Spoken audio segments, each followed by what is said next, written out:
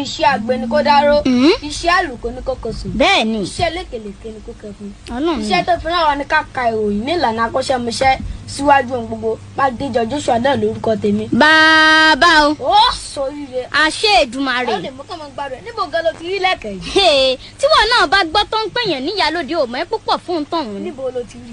Lágẹ̀lú bàbá wọn ni wò mọ̀ ẹ́ pàràbà ni bàbá ẹni abábálábà bàbá ní ṣe. ṣé lóòótọ́. ó tí ì rí nǹkan kan mọ̀ tẹ̀ iwájú. oyin èdè yìí ló ń kí tó ń ṣe yín pẹ̀lẹ́.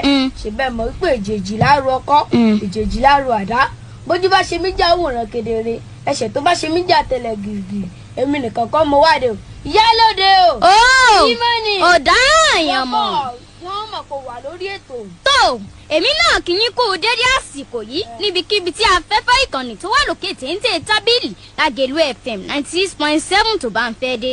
ṣe bẹ́ẹ̀ mọ̀ wípé iṣẹ́ egun ni kò jẹbọ̀ iṣẹ́ àkàlàmàgbò ni kò jòkù iṣẹ́ tí àwọn àyàn láàyò ní ìròyìn kíkà àwa kí ẹ̀yin olólùfẹ́ wa tẹ́bá láǹfààní láti máa gbọ́ wa nítorí wípé síbàsí ò bá ṣèkù sí ti bà láfẹ́ là ẹ̀yin lẹ́wà níbẹ̀ yẹn tá a fi ń dàbí ẹ̀dùn ròbí òwe ìfẹ́ tó sowọ́pọ̀ ọlọ́run ọba dẹ́dà ṣẹ̀dá mẹ̀dámú tẹ̀dá máa jẹ́ kó tó di pé dàdà kò ní jẹ́ ó já o orúkọ ọmọ nìjánu ọmọ ìmọ̀nì ní orúkọ tẹ̀mí àádé ní ìlú orúkọ bàbá tó bí mi lọ́mọ ẹ kú kalẹ̀. ròyìn àkọ́kọ́ lọ́wọ́ mi ló ń pariwo wípé Wíkẹ́ ìsan Wíkẹ́ o èmi ló tẹ́ fẹ́ fi òbítíbitì mílíọ̀nù lọ́nà mẹ́ẹ̀ẹ́dógún náírà tó ń ṣe 15 billion naira kọ́ ilé fún igbákejì ààrẹ lórílẹ̀‐èdè yìí ìyẹn Alhaji Kazeem Shettima kò sáyé rẹ̀ lásìkò tá a wà yìí o àwọn ẹgbẹ́ tó ń jà fún ọ̀tọ̀ ọmọnìyàn àti àkóyawọ́ ìyẹn àjọ sẹ́ráàpù ló ń ké tàntàn bẹ́ẹ̀. kì í ṣe nítorí ìdájọ́ ọkú tí wọ́n fún Adédoyin ló jẹ́ kí n yọ adájọ́ àgbà nípínlẹ̀ Ọ̀ṣun nípò rẹ̀ o ẹ má ro ohun tí ọ̀dà mọ́ mi lára o gómìnà ìpínlẹ̀ Ọ̀ṣun Adémọ́lá Adélékè lókè gbàjarì bẹ́ẹ̀ o. àti ìpínlẹ̀ Plateau ni ìròyìn eléyìí tuntun sí mi lọ́wọ́ látàrí bí abẹnugan ilé ìgbìmọ̀ asòfin ìpínlẹ̀ Plateau àtọwọ́ àtìgbàkejì rẹ̀ ṣe kọ̀wé fipò wọn sílẹ̀ kí ló bí kí ló fà á.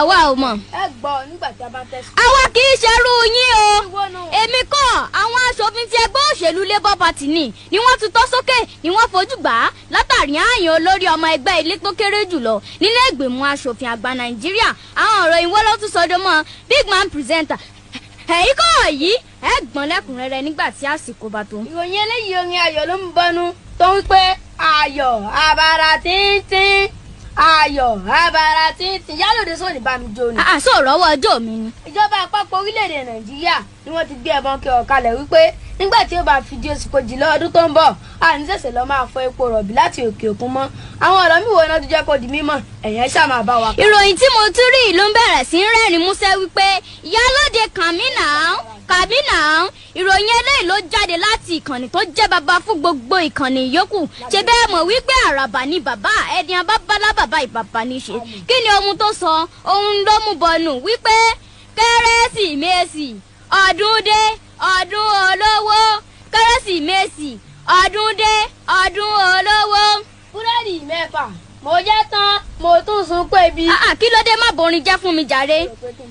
bàbá kérésì ìkànnì Lágẹ̀lú 96.7 àti Splash FM 105.5 ti balẹ̀ bàgẹ́ báyìí láti Róòmù pẹ̀lú àwọn ẹ̀bùn kàǹkà ẹ̀rìmọ̀ tí àwọn èwe ó láǹfààní láti máa jẹ bí ilẹ̀ ẹ̀rọ amúnáwá ohun èlò ilé àti bẹ́ẹ̀ bẹ́ẹ̀ lọ kódà ògúnná gbòǹgbà gbóhùn sí afẹ́fẹ́ ní bàbá wa Kọ́lá Olótùtù gbé mílíọ̀nù kan náírà kalẹ̀ fún ọmọ tí ó ṣe kòǹgẹ́ oríire náà kágbáǹbárí ibẹ̀ ni wípé ẹ̀sìn ààyè yóò tún máa gbé àwọn ọmọ kútúpà lórí 3 náírà fún ọmọ kan ẹ̀yin òbí àti alágbàtọ́ etí yín mélòó ẹ̀yin èwe ṣé ẹ ti gbáradì ẹ má gbogbo ẹ o ẹ̀yin kọ́ yìí ẹ gbọ́ nígbà tí a bá dàrin gbogbo ìròyìn. ìròyìn eléyìí ló sojú kankan bí ẹ̀wà alágbàdo eléyìí tó wípé kò ní sí àyè fún àpò akẹ́rù nìmọ́ ìyẹn Ghana must go ní àpapọ̀ òfurufú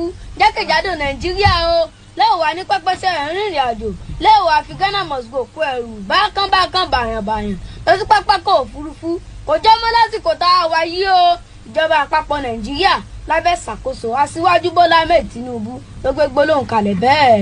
ẹ jẹ́ lọ ṣẹ́ka àpolówó ọjà wa ọgbà tí a bá wá padà dé ẹ̀yin kọ́ yìí ẹ gbọ́ lẹ́kùnrẹ́rẹ́ nígbà tí a bá ń tẹ̀síwájú.